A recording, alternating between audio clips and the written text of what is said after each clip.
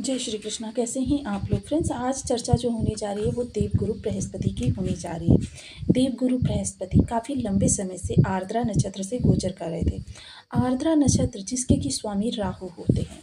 अब राहु का प्रभुत्व होने के कारण इस नक्षत्र में जब देवगुरु आए तो भ्रम की स्थिति उत्पन्न हो गई। अब षष्ठ भाव में होने के कारण काफ़ी सारी स्थितियां आपके सामने आई। आपको दैहिक, दैविक और कायिक परेशानियां घिरी रहे। अब जब इन परेशानियों में आप घिरे रहे तो आप कैरियर की ओर भी पूरा फोकस नहीं कर पाए। ऐसी स्थिति में जब आप अपना पूरा फोकस, क्योंकि गुरु जो हैं ज्ञान के कारक होते हैं और गुरु जब यहाँ षष्ठ भाव में आते हैं तो ये पूरा जो जॉब का आपका सिस्टम होता है उस पर अपना पूरा नियंत्रण रखते हैं। अब यहाँ पर गुरु भी देखिए, क्योंकि राहु ब्रह्म कारक प्लेनेट है, देखिए कितनी भी शुभ स्थिति में आ जाए आपको वृद्धि तो प्राप्त हुई, लेकिन आपके पूर्व के प्रयासों के आधार पर आपकी रिस्पेक्ट भी बढ़ी, लेकिन आपके पूर्व के प्रयासों के आधार पर आपके सामने जो भी चीज़ें एक रहस्य की तरीके से दिखाई देती रही, कुछ इस समय पर आपको परेशानियां यानी कि शारीरिक रहीं, कुछ आपको कार्य कारोबार की तरफ से समस्याएं रहीं। इन समस्याओं से आप जब घिरे रहे तो आप अन्य चीज़ों पर पूरा फोकस नहीं कर पाए। फलतः जो चीज़ें अपेक्षित थी वो आप नहीं प्राप्त कर पाए। किंतु अब देवगुरु अपना नक्षत्र परिवर्तन करने जा रहे हैं। नक्षत्र परिवर्तन, नक्षत्र का हमारे जीवन पर बहुत विशेष प्रभाव होता है। जैसे कि देखिए, आपके कमरे में कोई बल्ब लगा हुआ है और उस बल्ब के अगर ऊपर का कांच, देखिए रोशनी तो वही है, रोशनी में कहीं कोई बदलाव नहीं है, लेकिन अगर ऊपर का कांच जो है, आवरण जो है वो हरा होगा तो आपकी जो कमरे में आभा आएगी वो हरी होगी। किंतु अगर वही कांच या वही आवरण लाल रंग का होगा तो कमरे के अंदर जो आभा आएगी वह लाल होगी, लेकिन रोशनी वही है। सेम यही चीज़ें ग्रहों के साथ भी हो जाती हैं। मूल स्वभाव तो उनके वही रहते हैं। सात्विकता, नैतिकता गुरु की आपके साथ बनी रहे, आपकी कार्य कुशलता भी बनी रही, आपकी ज्ञान स्मृति, आपके सभी कुछ बहुत अच्छा रहा। लेकिन क्या हुआ, ये जो आपके कहते हैं ना कि अव्यवस्था आपको परेशान करती रही।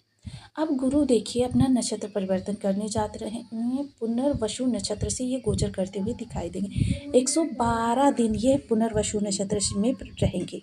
112 दिन आपके लिए बहुत ही विशेष होने वाले हैं, विशेषकर उन लोगों के लिए जो एक स्थायित्व की समस्या से जूझ रहे हैं, जॉब के लिए परेशान हैं, या फिर अपने कैरियर को लेकर काफ़ी ज़्यादा उनके मन में उथल पुथल चल रही हैं। उन लोगों के लिए ये 112 दिन बहुत ही महत्वपूर्ण रहने वाले हैं। पुनर्वसु नक्षत्र, पुनर्वसु नक्षत्र के चारों चरण जो हैं वो मिथुन राशि के अंतर्गत आते हैं। बुध इसके देवता होते हैं और इसकी स्वामिनी जो होती हैं वो अदिति होती हैं। तो देवगुरु का यह नक्षत्र आपके जीवन में किस तरीके से परिवर्तन लेकर आएगा। स्वयं के नक्षत्र से जब गुरुदेव गोचर करेंगे तो आपके लिए स्थितियाँ कहाँ से अनुकूल और कहाँ से प्रतिकूल निकल कर आएंगी, इन सभी विषयों पर हम पूर्णतया चर्चा करेंगे इस वीडियो में। तो बने रहिए हमारे साथ इस वीडियो में, एंड तक आपको बहुत कुछ जानने के लिए मिलेगा। यदि आपकी लग्न में 10 नंबर बना हुआ है तो ये राशिफल आपके लिए है। यदि कुंडली में कहीं भी चंद्रमा के साथ 10 नंबर बना हुआ है तो ये राशिफल आपके लिए। कुंडली ना होने की स्थिति में आप इसे नाम राशि से भी देख सकते हैं। यदि अभी तक आपने अपने इस चैनल को सब्सक्राइब नहीं किया है तो प्लीज़ सब्सक्राइब कर लीजिए, वीडियो को लाइक कर दीजिए, चैनल को शेयर कर दीजिए। इससे होगा क्या कि हमारे आने वाले हर वीडियो की नोटिफिकेशन मिल सकेगी आपको सबसे पहले। एक प्यार से कमेंट करना बिल्कुल ना भूलें। कमेंट से हमें बहुत मोटिवेशन मिलता है, हौसला मिलता है और ये पता चलता है कि आप क्या जानना चाहते हैं। तो देखिए, देवगुरु षष्ठ भाव से गोचर कर रहे हैं। षष्ठ भाव अगर अभी तक आप अपने कैरियर के लिए, क्योंकि जैसा कि हम सभी लोग जानते हैं जॉब वाले लोगों के लिए, जॉब में स्ट्रगल आ रही है जिनके जीवन में, या जॉब में उनको मनचाहा स्थान नहीं प्राप्त हो रहा, मनचाहा सम्मान नहीं प्राप्त हो रहा, या उनके कार्य की वहाँ पर कोई वैल्यू नहीं है, तो ये आपका यह त्रिकोण कहीं ना कहीं से आपका सही नहीं है। अब यहाँ पर देखिए, गुरु की सात्विकता इस त्रिकोण में पूरे में, क्योंकि गुरु की देखिए पंचम दृष्टि आपके कर्म स्थान पर जाएगी, नवम दृष्टि आपके धन भाव पर जाएगी, तो यह त्रिकोण इस समय पर काफ़ी आपके लिए सात्विक, धार्मिक और नैतिकता से परिपूर्ण रहने वाला है। इस समय आपको अपनी योग्यता के आधार पर, देखिए जब भी गुरु का प्रभाव होता है तो ऐसा नहीं होता है कि आपको आपकी योग्यता से अधिक मिल जाए, आपकी योग्यता के आधार पर ही आप सीढ़ी दर सीढ़ी चढ़कर ही मंजिल को प्राप्त करते हैं। देखिए, जब आपको योग्यता से अधिक और नीति न्याय का भी उसमें विशेष योगदान ना हो, तो सिर्फ वो धन राहु देने का कार्य करते हैं। राहु जब धन देते हैं तो देखिए उसकी कोई गारंटी नहीं होती है कि वो लॉन्ग समय तक आपके पास रहेगा या नहीं रहेगा। किंतु गुरु के साथ जब ये चीज़ें होती हैं तो गुरु का जो होता है प्रभाव, तो क्या होता है कि चीज़ें आपकी शाश्वत होती हैं लंबे समय तक, यानी कि कह सकते हैं कि आपके पूरे, यानी कि आपकी पीढ़ी दर पीढ़ी चलने वाली होती है। अब यहाँ पर जो लोग काफ़ी ज़्यादा परेशान थे अपने कैरियर को लेकर, तो उनकी कैरियर संबंधी समस्याओं का निवारण होगा। इस दौरान बहुत से लोगों को नसों से संबंधित या लीवर से संबंधित समस्याएं देखने में आई। बेशक वो माइनर सी प्रॉब्लम थी, लेकिन क्या हुआ, आई सामने। तो ये सब कुछ हुआ देवगुरु के आर्द्रा नक्षत्र में गोचर के कारण। अब आर्द्रा नक्षत्र राहु देव, देखिए कितनी भी शुभ हो जाएं, लेकिन ये भ्रमकारक स्थिति आपके लिए बनाकर रखते हैं। लगातार लंबे समय से करियर में विषमता झेल रहे लोगों के लिए यह समय काल काफ़ी उत्तम रहने वाला है। इस समय उनके प्रयासों को गति प्राप्त होगी और उनका जो फोकस होगा वो पूर्ण रूपेण अपनी कर्म पर होगा, जिसके फलस्वरूप उन्हें बौद्धिकता के आधार पर, क्योंकि बुध यहाँ पर प्रभाव देंगे तो इस समय लाभ के ज़बरदस्त योग बनेंगे और बुद्धि के प्रभाव से आप अपनी पकड़, अपनी स्थायित्व के लिए जो लोग जूझ रहे हैं, सर्वाइव कर रहे हैं, उन लोगों के लिए यह समय काल बुद्धि के प्रभाव से अपनी पकड़ बनाने में बहुत ही महत्वपूर्ण रहने वाला है। जो भी लोग देखिए व्यवसाय से जुड़े हुए हैं या व्यवसाय खोल रहे हैं या नया व्यवसाय से शुरू करना चाह रहे हैं, या कोई उनका पुराना व्यवसाय बंद हो चुका है, क्योंकि बुध के चारों ही चरण यहाँ पर जो ग्रह इस पुनर्वसु नक्षत्र के होते हैं वो बुध के ही प्रभाव में होते हैं। तो वाणिज्य भी यहाँ पर बेहद महत्वपूर्ण होता है कि आपके भविष्य को संजनीय करने में यह बहुत ही इस समय पर आपके लिए दिशा वर्धक रहने वाला है।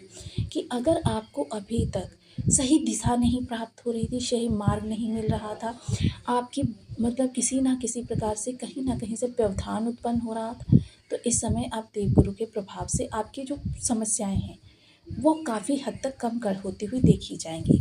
देवगुरु देखिए सात्विक प्लेनेट है और ये ऐसे प्लेनेट हैं कि इनका प्रभाव जिस जिस स्थान पर होता है और शुभता के साथ बलपूर्वक अगर बैठे हों, तो फिर समझ लीजिए कि आपकी 50 से 60% समस्याएं आपको पता भी नहीं चलती और गुरुदेव उन्हें दूर कर देते हैं आपके ऊपर से। बहुत बेहतरीन गोचर काल रहने वाला है ये। ऋण ले रखा है या कार्य कारोबार के लिए लेना चाहते हैं तो आप निश्चिंत रहें, ऋण आपका उतर भी जाएगा और ससम्मान आपका हर कार्य होता हुआ दिखाई देगा। इस दौरान आपको एक बेहतरीन अपने करियर से संबंधित एक बेहतरीन मार्गदर्शक भी प्राप्त होता हुआ दिखाई देगा।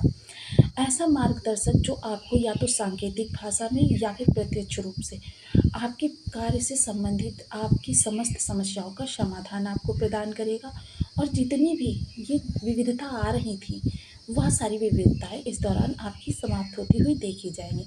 112 दिन बेहद महत्वपूर्ण है और सबसे उत्तम तो ये उन लोगों के लिए हैं जो भी किसी भी तरीके से प्रतियोगिता में जुड़े हुए हैं। अब देखिए प्रतियोगिता अगर कहें तो नौकरी पेशा वर्ग भी प्रतियोगिता से जुड़ा हुआ होता है, व्यापारी वर्ग भी प्रतियोगिता से जुड़ा हुआ होता है, गृहिणी वर्ग भी प्रतियोगिता से जुड़ा हुआ होता है, स्टूडेंट्स वर्ग भी प्रतियोगिता से जुड़ा हुआ होता है, क्योंकि आजकल के युग में एक दूसरे से श्रेष्ठ साबित करने की होड़ सभी के अंदर लगी हुई है। तो इस दौरान जो भी कार्य आप कर रहे हैं उसमें अपनी श्रेष्ठता को सिद्ध करके अपना परचम बुलंद कर सकेंगे।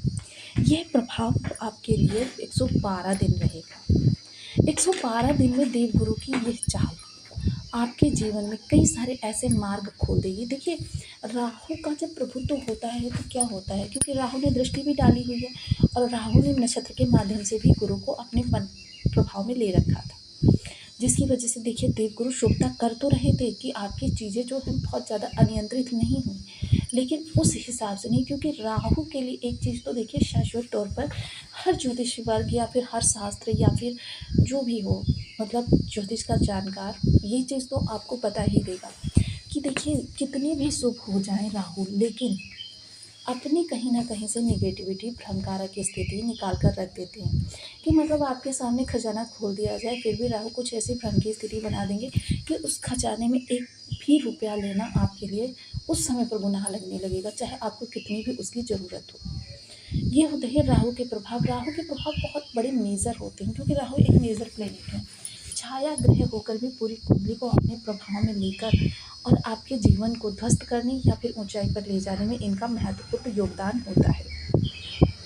अब देखिए, बहुत से लोगों के पास विचार में ये गुरु की स्थिति जो होगी थोड़ी सी विपरीत होगी। अस्तबल अस्त होंगे, मृत होंगे, भावल से कमजोर, राशि बल से कमजोर, शक बल से कमजोर, नवमांश में कमजोर, दसमांश में कमजोर, शत्रु राशि में बैठे हैं, शत्रु राशि के नक्षत्र में बैठे हुए हैं, शत्रु ग्रह के साथ बैठे हुए हैं, शत्रु ग्रह से दृष्ट हैं, शत्रु ग्रह के नवमांश में बैठे हुए हैं, या नवमांश में कमजोर है या दसमांश में कमजोर है, किसी भी प्रकार से देवगुरु की स्थिति खराब है। जो उपाय हम बता रहे हैं आप उनको बिना कुंडली देखे भी कर सकते हैं और इनके लाभ प्राप्त कर सकते हैं। कभी कभी क्या होता है, बर्थ चार्ट में ग्रह एक्टिव ही नहीं होता, भाव एक्टिव ही नहीं होता, और हम जिंदगी भर अपने उस खजाने को यानी उस तिलिस्म को प्राप्त करने से रह जाते हैं जो हमारे लिए बहुत बड़ा तकदीर ने हमारे जीवन में दे रखा है। तो चलिए आज उन्हीं उपायों की चर्चा कर लेते हैं। सबसे पहले तो ओम ब्रह्म बृहस्पति नमः, इस बीज मंत्र का आप 1,20,000 की संख्या में चक्कर पूर्ण कर लीजिए, दसमांश हवन कर दीजिए और ब्राह्मणों को यथा योग्य भोजन करा दीजिए। आपके देवगुरु सदैव के लिए आपके लिए लाभकारी हो जाएंगे, चाहे कितने भी आपके बर्थ चार्ट में निगेटिव बैठे हो। ये कार्य आपको ही करना है। देखिए, यहाँ पर एक गुण तत्व मैं बताती हूँ कि मैं बहुत से लोगों को ये उपाय बताती रहती हूँ, लेकिन उसमें से जिन लोगों ने इस उपाय को स्वयं किया है उन्हें बहुत जल्दी प्रभाव मिले हैं और लंबे समय से मिल ही रहे हैं। लेकिन जिन लोगों ने किसी ब्राह्मण के द्वारा या किसी के द्वारा करवाए हैं उन लोगों को, कुछ लोगों को प्रभाव प्राप्त ही नहीं हुए, या फिर कुछ लोगों के प्राप्त होने में थोड़ी सी विलंबिता हो गई। तो इसके लिए आप स्वयं अगर इन उपायों को कर सकते हैं, क्योंकि आपकी चैंटिंग आपके ऑरा को चीरती है।